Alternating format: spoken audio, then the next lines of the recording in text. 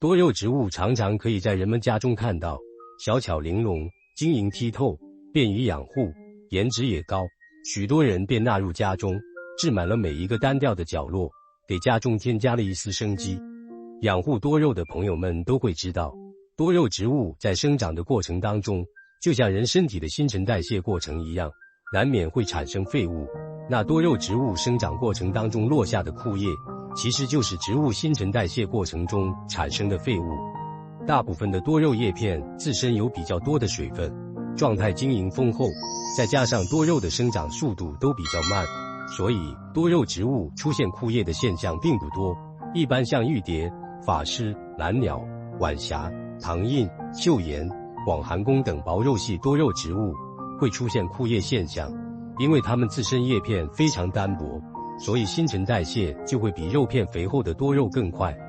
多肉出现枯叶时，许多刚开始养护多肉的朋友就会产生多种疑惑，例如说，既然是枯叶，是废物，那能不能摘除呢？还有一些朋友会想，枯叶能不能变废为宝，让它成为植物天然的有机肥呢？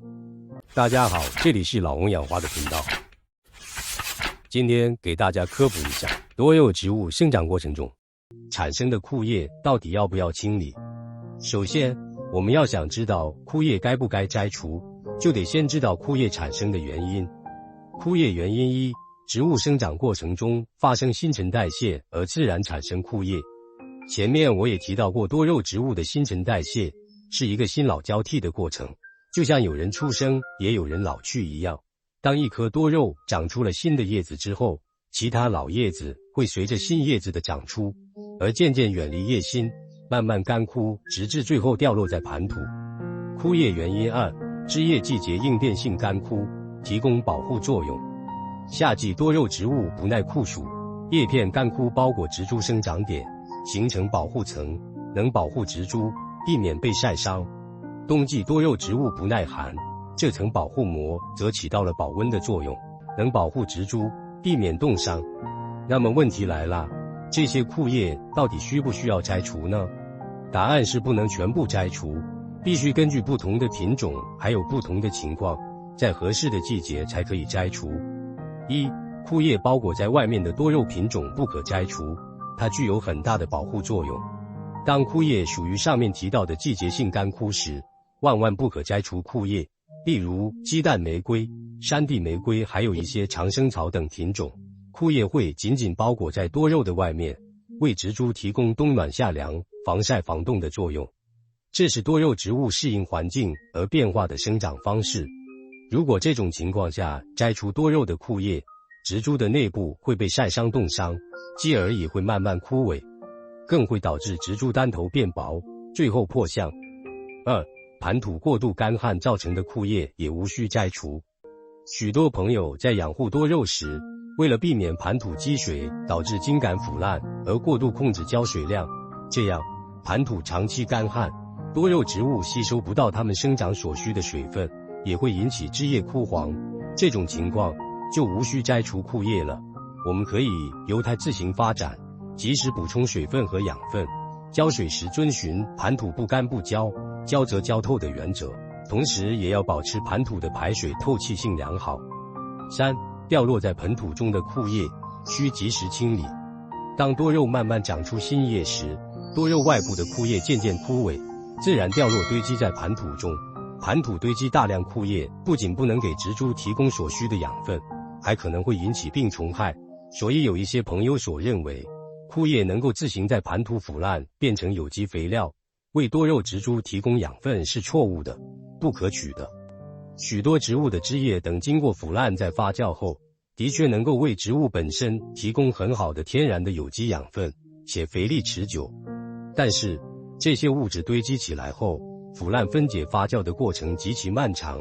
而且腐烂过程中带来的潮湿和释放的热量，更容易给盘土滋生细菌，烧伤植株，给植株的生长带来威胁。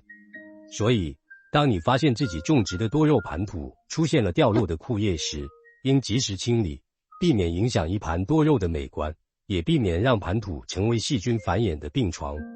我们清理枯叶的时候，绝不能力所了事，一定要温柔，一手需扶住多肉，再用镊子轻轻清理下面的枯叶。4. 病害产生的枯叶必须摘除。产生枯叶是多肉生长过程的正常现象，我们不必为之过多担心。但是要注意的是，还有一种情况，多肉植物本身病害也可能会导致产生枯叶，这个枯叶就必须要摘除了。不过很多病害一般不会产生枯叶，它会直接化成水，不会等到化成水之后再干枯。通常这片叶子还等不到干枯，就已经将细菌病毒传染给其他的枝叶了。摘除时同样要温柔，避免伤害枯叶周围的植物细胞组织。那多肉的枯叶应该在什么时候进行摘除呢？1. 夏天不宜摘除。一方面，到了夏季，许多多肉植物便停止营业，进入休眠期了。在这个期间，多肉植物的生长速度相比正常的生长速度大大降低。一旦这样，多肉植物的叶子便会发生叶耗，植株的外部叶片容易枯萎，有些会自然掉落在盘土中，而还有一些依然依附在植株的叶心上，可能叶片依附在叶心上呈半干枯状态，事实上还没有完全干枯，它还能继续给植株提供养分。这时候绝对不能强行剥离，如果摘除，一不小心便会撕裂植株茎秆，撕裂口容易感染发炎。2. 春秋宜摘除。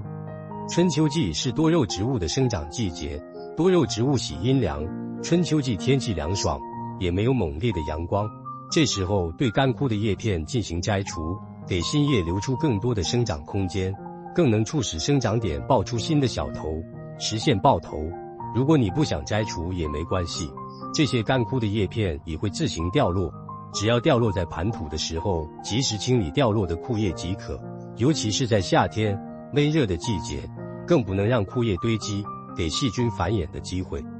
总之，当你的多肉出现枯叶的情况时，按照以上的方法，学会辨别枯叶是否需要及时摘除或清除，避免弄巧反成拙。记住，养不摘，养必除，你的多肉就能长得莹润饱满，晶莹剔透，人见人爱。